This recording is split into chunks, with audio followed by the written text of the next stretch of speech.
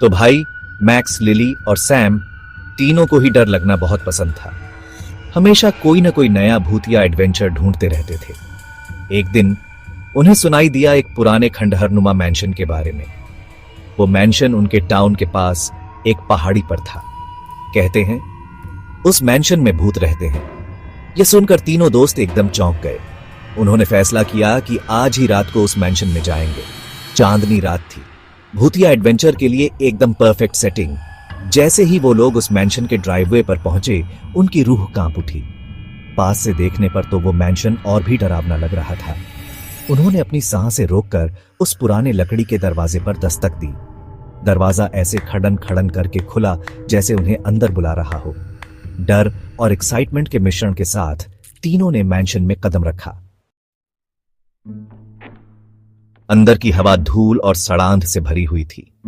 हर कोने में मकड़ी के जाले लगे हुए थे। टूटी हुई खिड़कियों से चांदनी की हल्की सी रोशनी आ रही थी। उनके कदमों की आवाज उस खामोश मैंशन में गूंज रही थी। फर्श के तख्ते उनके वजन से चर चर कर रहे थे। उन्होंने हर कमरे को बड़े ध्यान से देखा। पुरानी लाइब्रेरी में उन्हें धूल से भरी किताबों से भरी अलमारियां मिली। एक कोने में एक भव्य पियानो रखा था, जिसकी कीज पर धूल की मोटी परत जमी हुई थी। ऊपर की मंजिल पर उन्हें एक कमरा मिला जो पुरानी तस्वीरों से भरा हुआ था। तस्वीरों में जो लोग थे, ऐसा लग रहा था जैसे वो लोग उनको ही देख रहे हों। उनकी आंखों में उदासी थी। अचानक उन्हें एक आवाज सुनाई दी। वो एक धीमी सी फुसफुसाहट थी जो हॉलवे के आखिर से आ रही थी। उनके दिल धड़कने लगे जैसे जैसे वो लोग उस आवाज की तरफ बराच रहे थे। हॉलवे के आखिर में उन्हें एक दरवाजा मिला जो थोड़ा सा खुला हुआ था। उन्होंने उसे धीरे से धक्का देकर खोला और अंदर झांक कर देखा। कमरा एकदम अंधेरा था। सिर्फ बीच में से एक हल्की सी अजीब सी रोशनी आ रही थी। जैसे ही उनकी आंखों को अंधेरे की आदत हुई, उन्होंने उसे देखा। एक भूतिया साया मध्यम रोशनी में झिलमिला रहा था। उसने एक लंबा बहता हुआ गाउन पहना हुआ था जो पानी पर चांदनी की तरह चमक रहा था। उसका चेहरा पीला और सुंदर था, लेकिन उसकी आंखें गहरे गम से भरी हुई थी।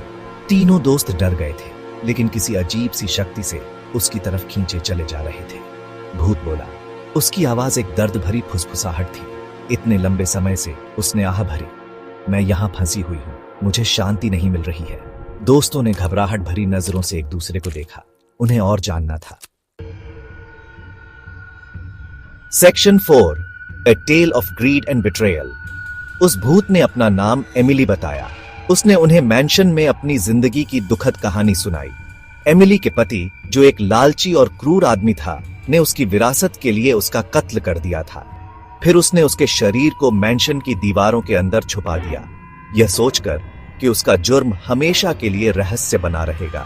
हालांकि एमिली की आत्मा मैंशन में ही फंसी रही। उसे अन्याय का शिकार होना पड़ा था, इसलिए उसे शांति नहीं मिल रही थी। जब वो बोल रही थी तो उसके चेहरे से आंसू बह रहे थे। दोस्त ध्यान से उसकी बात सुन रहे थे। उनका डर अब सहानुभूति में बदल गया था। मेरी डायरी, एमिली ने फुसफुसाते हुए कहा, फायरप्लेस के पास गुप्त जगह में छिपी हुई है। उसमें सच्चाई लिखी है। कृपया मुझे न्याय दिलाने में मेरी मदद करो ताकि मुझे आखिरकार शांति मिल सके। Section 5, finding piece. एमिली की विनती को सुनकर दोस्त उसकी मदद करने के लिए दृढ़ संकल्पित थे। उन्होंने छिपी हुई डायरी ढूंढ निकाली और उसमें लिखी धोखे और हत्या की कहानी पियर ही। सबूत मिलने के बाद वे पुलिस के पास गए। पहले तो अधिकारियों को यकीन नहीं हुआ, लेकिन डायरी में लिखी बातें पुरानी अनसुलझे मामलों की फाइलों से मेल खाती थीं। इतने सालों बाद आखिरकार एमिली के पति के जुर्म का पर्दाफाश हो गया। सच्चाई सामने आने और न्याय मिलने के बाद एमिली को आखिरकार शांति मिल सकी। दोस्त आखिरी बार मैंशन वापस गए। एमिली का भूतिया साया उनके सामने प्रकट हुआ। इस बार उसके चेहरे पर एक शांत मुस्कान थी। धन्यवाद, उसने फुसफुसाते हुए कहा। उसकी आवाज कृतज्ञता से भरी हुई थी। फिर रोशनी की एक कोमल चमक में वो गायब हो गई। दोस्त मैंशन से चले गए। उनके दिल भारी थे, लेकिन उन्हें उम्मीद थी। वे जानते थे कि उन्होंने एमिली को शांति दिलाने में मदद की है। उस रात उन्होंने एक बहुमूल्य सबक सीखा। लालच और अन्याय के दुष्परिणाम हो सकते हैं। कभी कभी अतीत के भूतों को आखिरकार शांति पाने के लिए हमारी मदद की जरूरत होती है।